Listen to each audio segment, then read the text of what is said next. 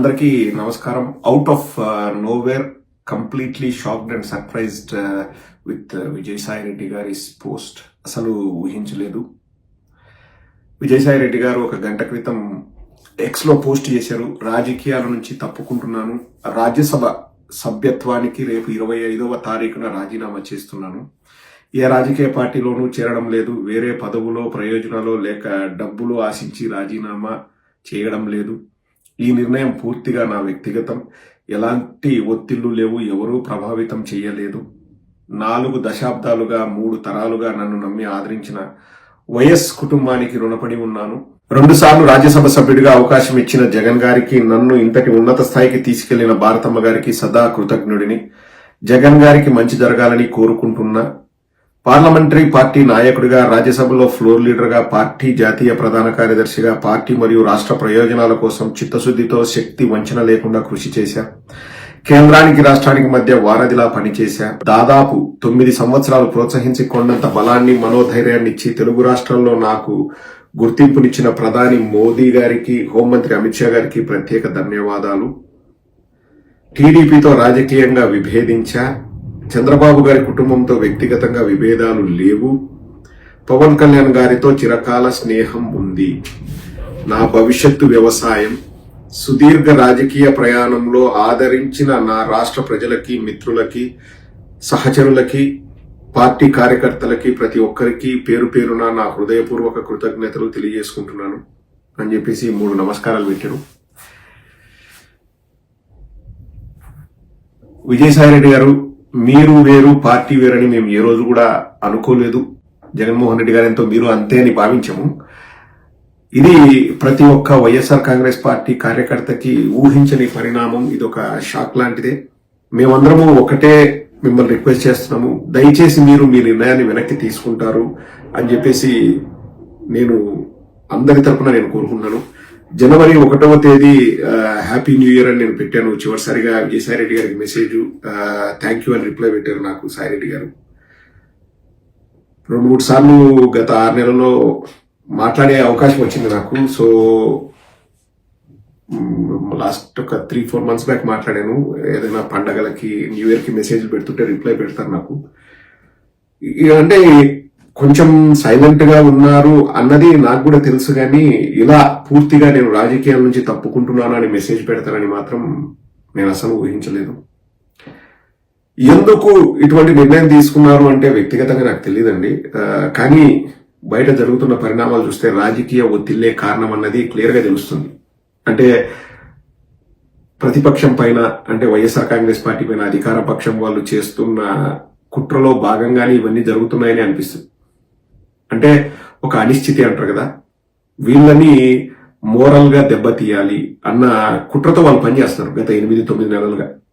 But ఎవరైనా వెళ్ళిపోయే వాళ్ళు వెళ్ళిపోతారు. నేను దాన్ని పెద్ద సీరియస్ గా తీసుకోలేదు. అఫ్ కోర్స్ మన పార్టీకి ఎవరైనా సేవ చేస్తే వారికి మనం థ్యాంక్స్ చెప్తాము అండ్ వేరే వెళ్లే చోటికి ఆల్ ది బెస్ట్ చెప్తాం. కానీ విజయసాయి రెడ్డి గారు రాజకీయాల నుంచి తప్పుకుంటున్నాను అంటే అది డైజెస్ట్ చేసుకోవడమే కష్టంగా ఉంది.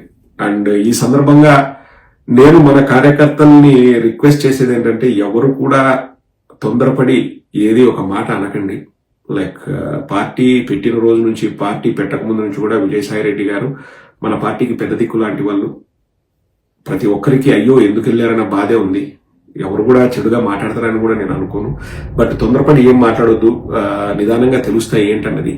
బట్ నాకు తెలిసినంత వరకు వారు ఢిల్లీలో ఎక్కువ ఉంటారు కాబట్టి వారి మీద ఒత్తిళ్లే పనిచేసాయన్నది నాకు అనిపిస్తుంది. ఎందుకంటే పార్టీలో జగన్ గారికి, విజయసాయి రెడ్డి గారికి ఎప్పుడూ బాగానే ఉంది, సఖ్యత ఉంది, ఇప్పుడు కూడా అలాగే ఉంది, మంచి ర్యాపోనే ఉంది వాళ్ళకి. అది అంటే ఎవరు విడదీయలేని బంధం వారిది. ఇప్పుడు కూడా నేను వ్యవసాయం చేసుకుంటాను, రాజకీయాల నుంచి తప్పుకుంటాను, జగన్మోహన్ రెడ్డి గారికి కృతజ్ఞుడిని అని చెప్పారు తప్పితే ఎక్కడ కూడా అసంతృప్తి ఉంది అదేం చెప్పలేదు. చెప్పరు కూడా. ఒకవేళ నిజంగానే చెప్పేవారు కాదేమో, కానీ నాకు తెలిసినంత వరకు అటువంటిది అయితే ఏం లేదు. ఈ ఒత్తిళ్ళు ఏంటన్నవి కూడా నాకు కొంచెం సూత్రప్రాయంగా తెలుసు. అంటే ఏవి వారి రాజీనామాకి ప్రేరేపించింటాయి, ఏ కారణాలన్నవి కూడా. కానీ ఇక్కడ ప్రస్తావించడం భావ్యం కాదు కాబట్టి ఒకటి మాత్రం క్లియర్ గా చెప్తున్నానండి, రాజకీయ ఒత్తిళ్ళు అనేటివి ఉన్నాయి. సాయిరెడ్డి గారి పైన ఉన్నాయి, ఇంకొకరి పైన ఉన్నాయి. వైఎస్ఆర్ కాంగ్రెస్ పార్టీ కోసం పనిచేసే వాళ్ళపైన రాజకీయ ఒత్తిళ్లు ఉన్నాయి. ఇదేదో మన పార్టీలో కొంతమంది మాట్లాడుతున్నారు అంతర్గతంగా ఏదో జరిగింది, విజయసాయి రెడ్డి గారికి ఏదో అన్యాయం జరిగిందని. అదంతా బుల్షిట్. అది అర్థరహితము. పార్టీలో విజయసాయి రెడ్డి గారికి ఉండే స్థానం ఎవరు తీసివేయలేరు. కొత్తగా ఆయనకు వేరే స్థానం ఇచ్చేది కూడా ఉండదు. వారు ఎంత విఐపినో మన పార్టీలో అందరికీ తెలుసు. జగన్మోహన్ రెడ్డి గారి తర్వాత అంటే పార్టీ పెట్టినప్పటి నుంచి అంతకుముందు కూడా ఉన్నది విజయసాయి రెడ్డి గారు. అండ్ వారికి కొత్తగా వేరే ఎవరో స్థానం ఇచ్చేంత కెపాసిటీ కూడా ఎవరుకున్నారు. జగన్మోహన్ రెడ్డి గారిని ఎంత అభిమానిస్తారో అంతే విజయసాయి రెడ్డి గారిని కూడా అభిమానిస్తారు. సాయిరెడ్డి గారిని మేము కోరేది please rethink about your decision అన్న. కష్టకాలాలు వస్తాయి, కష్టాలు ఉంటాయి, ఇబ్బందులు ఉంటాయి.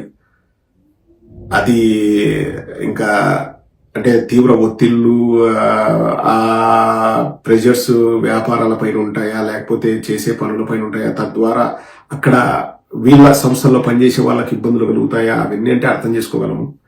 బట్ మేమైతే షాక్ లో ఉన్నాము. Hope for the best. And ఎవరో ఏవో మాట్లాడుతున్నారు, బీజేపీలోకి వెళ్తారు అది ఇది అని చెప్పేసి. మనం అవును అనలేము, కాదనలేము. బట్ నాకు తెలిసినంత వరకు వారు చెప్పిన దాన్ని బట్టి నేను ఏ రాజకీయ పార్టీలో చేయడం లేదంటున్నారు. So time will heal everything. కార్యకర్తలందరూ it's a hard pill to chew. ఇది మాత్రం తీసుకోవడం కష్టమే. But it's his own decision, వ్యక్తిగత నిర్ణయం అని చెప్పారు. We wish you good luck Sai Reddy గారు. బట్ మేమందరం ముక్త కంఠంతో కోరేది ఏంటంటే ప్లీజ్ రీకన్సిడర్ యువర్ డెసిషన్. మీరు ఉండాలి, వైఎస్ఆర్ కాంగ్రెస్ పార్టీలో ఉండాలి.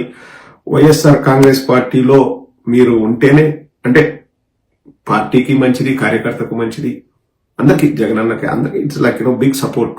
మీరు పార్టీకి బిగ్ సపోర్ట్. మీరు రాజీనామా చేసి రాజకీయాల నుంచి తప్పుకోవడం అన్నది అంత సులభం కాదు కార్యకర్తలకి అది డైజెస్ట్ చేసుకోవడానికి. So please rethink your decision Sai Reddy గారు.